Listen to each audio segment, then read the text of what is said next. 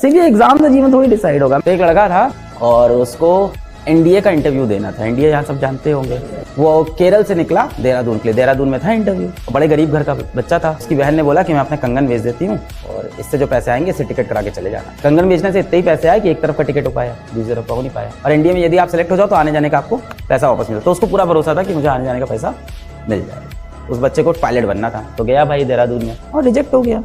Common सी बात है, बहुत टफ होता है।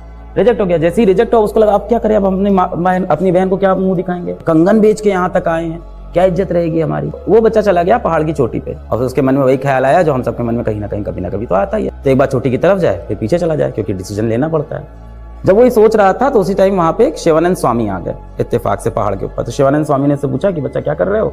तो रो पड़ा छोटा बच्चा 18-19 साल का। बोला कि साधु जी हमारे साथ ऐसा ऐसा हुआ है, हम केरला से आए हैं यहाँ तक और बहन का कंगन बेच के आए हैं, अब क्या मुंह दिखाएंगे, हमको पायलट बनना था, हम पायलट नहीं बन पाए।